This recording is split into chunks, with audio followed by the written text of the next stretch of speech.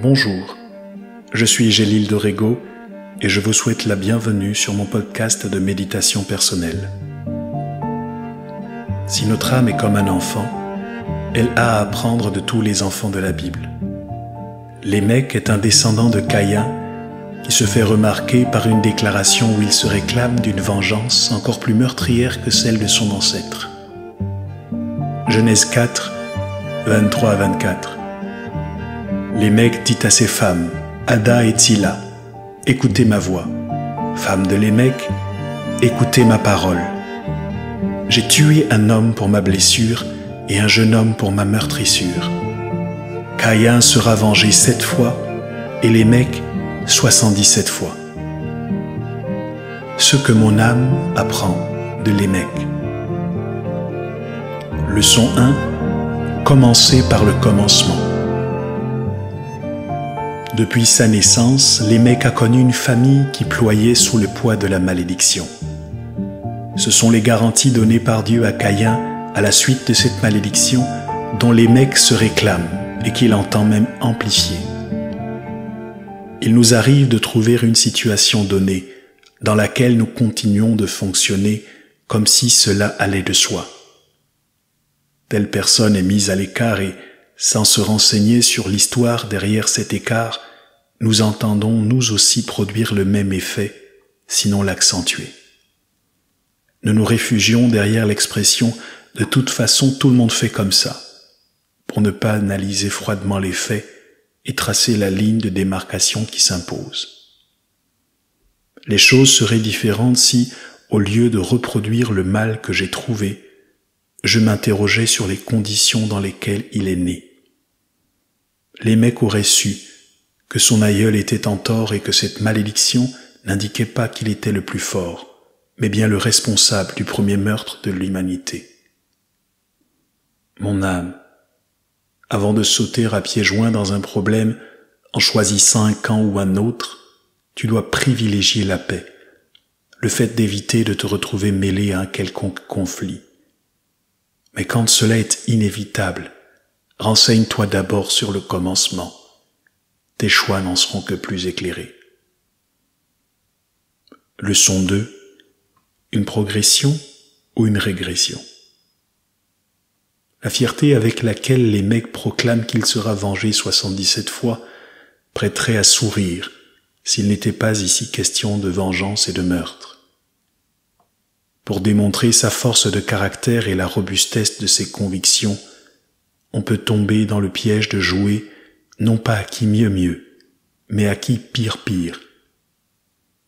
Il n'y a pas plus d'honneur à pouvoir se venger plus cruellement que quiconque, pas plus qu'il n'y a de gloire à repartir en arrière à grande vitesse. Chaque décision que nous prenons, chaque acte que nous posons, nous pousse dans une direction. Avant d'en être fiers, nous devons nous assurer qu'il s'agit d'une avancée qui nous rapproche de Christ et non d'un recul qui nous ramène vers le vieil homme. Je ne veux pas trouver de gloire dans le fait de tenir des années sans pardonner celui qui m'a offensé. Ce n'est pas une raison de fierté, c'est une régression. Je me trompe si je mets mon honneur dans le fait d'être celui qui répond avec le plus de méchanceté à ceux qui m'entourent. Ce n'est pas une avancée, c'est un recul. Mon âme, établis toujours ton système de valeurs selon le Seigneur. N'éprouve pas de la fierté à faire ce qui est mal. Quand bien même tous autour de toi t'acclament, ce n'est pas une ascension qu'ils célèbrent, mais une chute vertigineuse. Leçon 3. Promouvoir le bien. C'est une réunion que l'arrière-petit-fils de Caïn convoque pour faire connaître son décret macabre. Il rassemble autour de lui ses proches pour leur annoncer des choses qui même dans le secret ne se disent pas. Cela me fait réfléchir aux raisons pour lesquelles je rassemble. Quand on est doté de qualités de leadership, il n'est pas difficile de réussir à faire converger vers soi les groupes plus ou moins importants. Mais ce qui motive ceux qui se rassemblent autour de moi doit m'interroger. Je suis peut-être la personne dont on entendra toujours le dernier scandale que tout le monde ignorait. Ma maison peut être le tribunal où les accusations sont portées à l'égard de ceux qui ne trouvent pas faveur à mes yeux. Mais quand Dieu a fait de moi un leader, il s'attendait à ce que je rassemble pour le meilleur. Non pas pour la vengeance et la déchéance, non pas pour exacerber la chair récalcitrante de ceux qui m'entourent, mais au contraire, de proclamer la bonne nouvelle, de faire entendre des paroles pleines de grâce, à la manière de Christ lors de son passage sur la terre.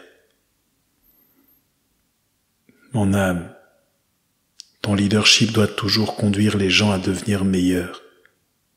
Ne sois pas le récipiendaire de leur frustration et le bidon d'huile qu'ils jetteront sur le feu de leur colère. Au contraire, sois la voix qui calme la fureur et qui reprend ceux qui tiennent des discours malveillants, ceux qui se félicitent de comportements hautains et honteux. Tu te le dois à toi-même, tu le dois à ton Dieu. Merci d'avoir écouté ce podcast. S'il vous a plu, n'hésitez pas à laisser une note et à vous abonner pour ne rien manquer de nos prochains numéros.